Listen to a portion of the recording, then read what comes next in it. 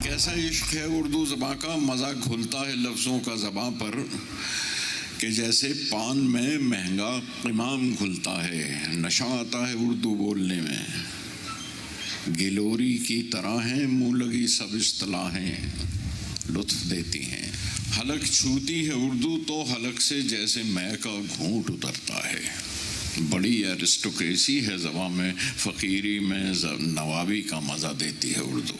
हम हिंदुस्तानियों की लबों पर उर्दू कई सदियों से रही है और रहेगी भी, लेकिन गुज़िश्ता कुछ साल से उर्दू अपनी पहचान को लेकर सुर्खियों में बनी हुई है। हल्दीराम के पैकेट पर अरबी में लिखे कुछ लफ्ज़ों को उर्दू में बताकर नाराज़गी जताई गई तो उत्तर प्रदेश के कई उर्दू नाम के ज़िलों के नाम बदल दिए गए। इलाहाबाद प्रयागराज हो गया तो फैज़ाबाद अयोध्या हो गई। जिस मुल्क के सिनेमा के लिए कहा जाता है कि अगर उर्दू न होती तो बॉलीवुड का अंदाज़े बयां इतना खूबसूरत न होता, उसी हिंदुस्तान में वक्त वक्त पर उर्दू ज़बान की मुखालफत भी देखने को मिली है। उर्दू से नफ़रत की जाती है, जिसकी ताज़ा मिसाल राजस्थान से आई है। अजमेर में 1941 से चल रहे 8 उर्दू स्कूलों को हिंदी में तब्दील कर दिया गया है, यानी अब यहाँ के बच्चे उर्दू की तालीम से महरूम हो जाएंगे। हैरानी की बात यह भी है कि जिन स्कूलों में उर्दू की तालीम पर ताला लगाया गया, ये सभी मुस्लिम अक्सरियत इलाके के हैं। सब जन मतलब इसे बंद ना करो, हमें उर्दू पढ़नी है, तो अब कष्ट करके उर्दू को बंद ना करो। कितने साल से आप उर्दू में पढ़ रहे हैं? तीन या 4 साल हो गए। अच्छा, अभी कौन सी क्लास में आप? 6th में। पहली से लेके आपने अब तक उर्दू पढ़ी बेटा? Yes sir.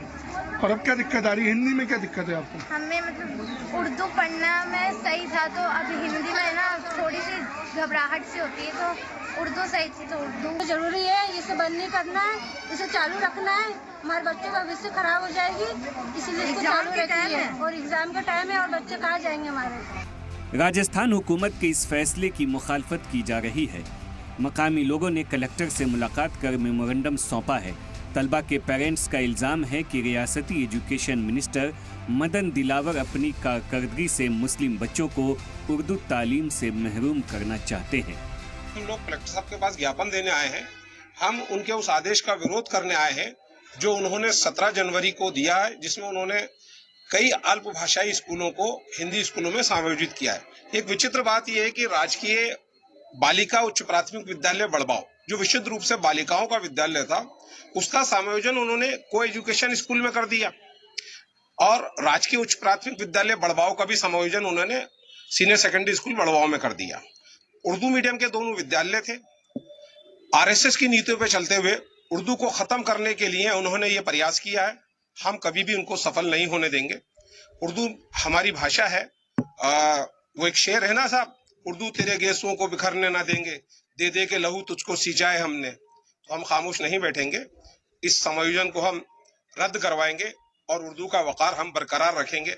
हमारा आंदोलन, हमारी मांग उस समय तक जारी रहेगी जब तक कि ये समायोजन के आदेश वापस नहीं हो जाते हैं और राजकीय बालिका उच्च प्राथमिक विद्यालय अंदरकोट और राजकीय उच्च प्राथमिक विद्यालय अंदरकोट वापस मूल रूप से उर्दू विषय में नहीं आए। उर्दू सिर्फ एक ज़बान ही नहीं बल्कि पूरे हिंदुस्तान में फैली हुई सकाफत की मिठास का एक रंग है। अगर हिंदुस्तान का कोई भी शहरी उर्दू की मुखालफत करता है तो यकीनन वो हिंदुस्तानियत की मुखालफत करता है। उर्दू वक्त के साथ फली फूली जो आम आवाम की ज़बानों में फिट बैठती गई, क्योंकि ये आसानी से बोली और समझे जाने वाली ज़बान में से एक है। इस ज़बान में उर्दू के अलावा हिंदी ज़बान के बड़े शायरों ने भी अपनी रचनाएं लिखी हैं। मुंशी प्रेमचंद इसकी एक बड़ी मिसाल हो सकते हैं। अजमेर से रईस खान के साथ नदीम अहमद की रिपोर्ट।